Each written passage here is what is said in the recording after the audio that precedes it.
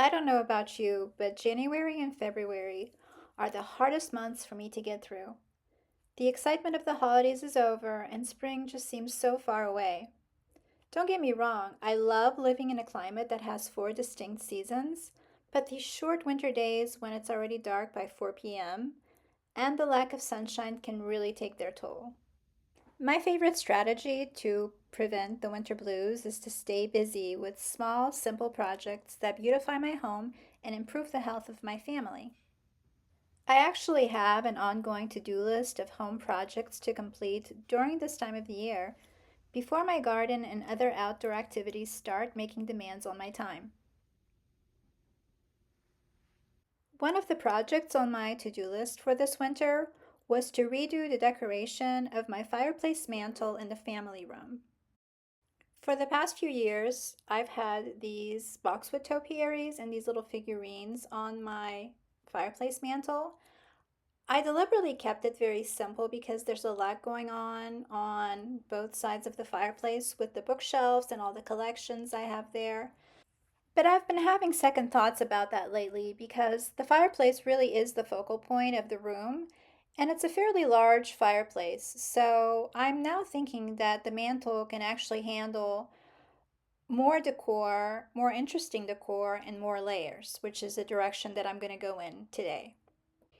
For this little refresh, I am shopping my house. I decided I wasn't going to buy anything. I think I have enough items in these bookshelves that I can borrow from and make a really nice display. And I'm starting out with these two vases that I thrifted from Goodwill about 3 years ago. They're different sizes, and even though they have the same colors, they both have yellow and blue, the patterns are different. So now I'm just going through my bookshelves and getting some vintage books, some boxes.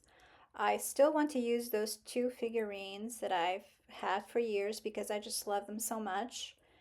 And just create a very layered, collected looking mantle that's going to look much more in scale with the size of the fireplace.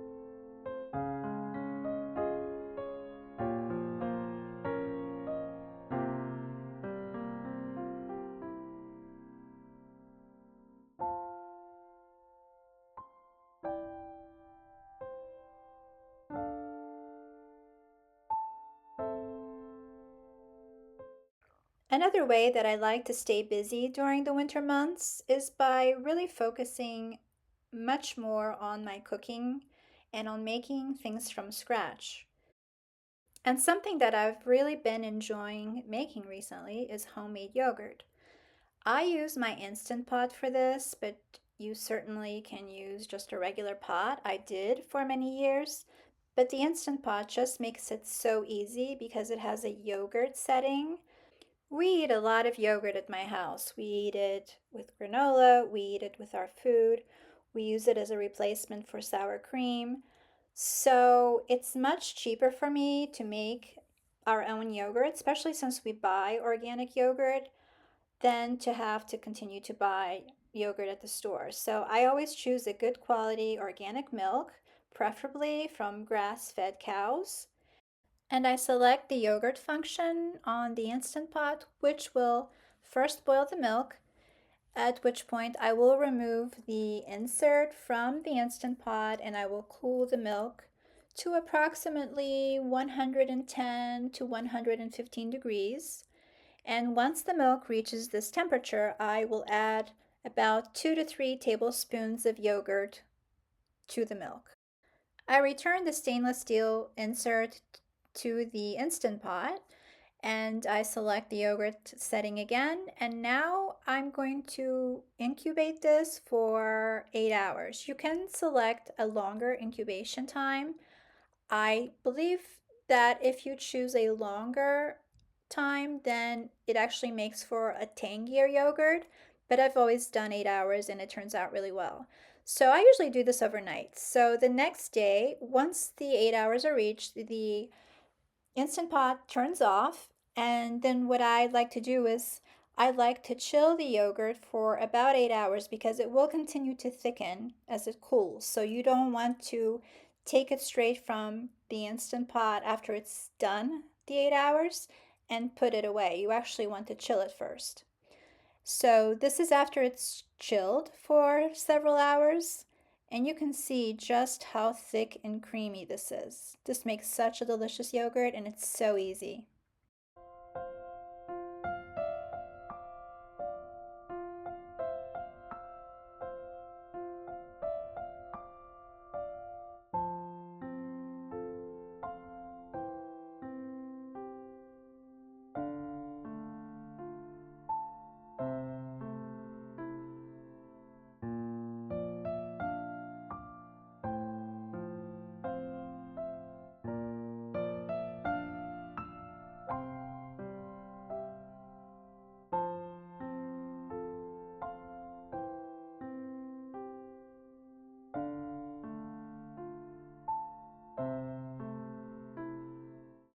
Another way that I like to prioritize our health during the winter months is to always have a pot of soup. I usually make a different pot of soup every week, just using whatever vegetables I have on hand. I think this is a great way to use up your vegetables and actually have more vegetables in your diet.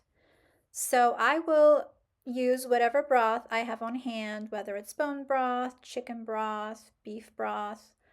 Any of them will work. Sometimes I even make my own.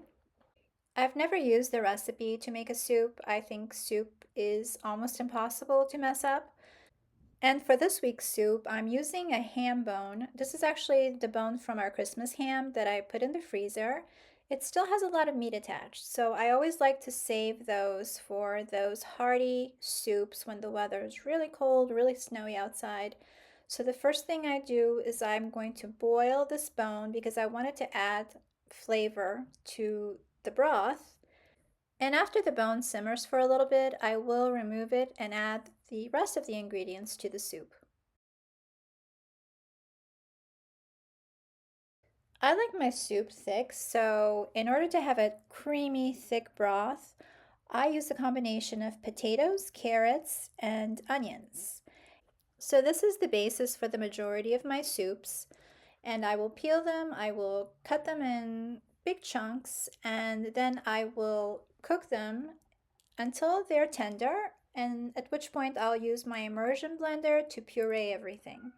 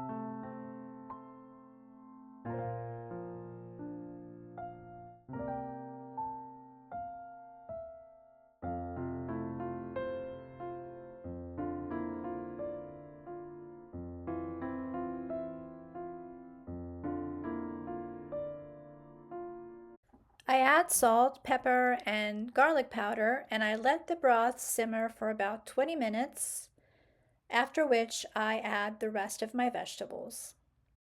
For this soup, I added a generous amount of cabbage. I think cabbage and ham just complement each other so well. And I also added some leeks. My formula for soup, and this is for every soup that I make, consists of a combination of root vegetables and leafy green vegetables. And then I also like to include a grain. Most of the time, I use either barley or wheat berries. Sometimes I use wild rice. And I also like to include some sort of a bean. So either kidney beans, the white beans, sometimes lentils. And the final touch is a generous splash of extra virgin olive oil. And this adds a very rich flavor to the soup. And this is going to simmer for about 15 minutes on very low heat for everything to cook. So this makes a very hearty, nutritious soup. The kind of soup that really sticks to your ribs, and it's just perfect for this time of the year. It's also full of nutrition, and it's just so nice to have something on hand for those days that you just don't have the energy to cook or you can't think of anything to make. A bowl of soup, a sandwich, and you're set.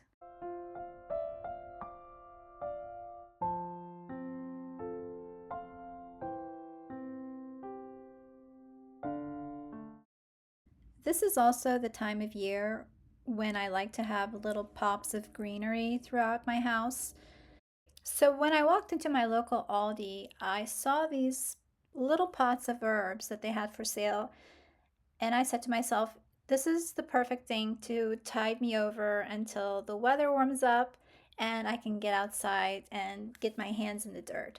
So I bought a little pot of rosemary and a pot of basil, and I had some potting mix left over from summer, so I'm just going to use these terracotta pots that I thrifted to plant these little herbs.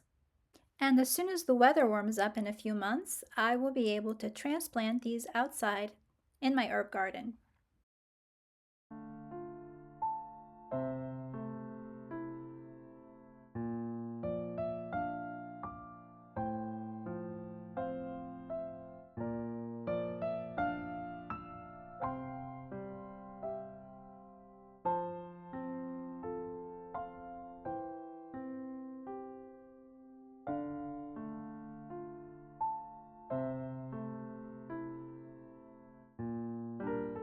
I also had two radishes in my fridge that had started to sprout some leaves. I thought that they looked so cute that I decided to plant those as well.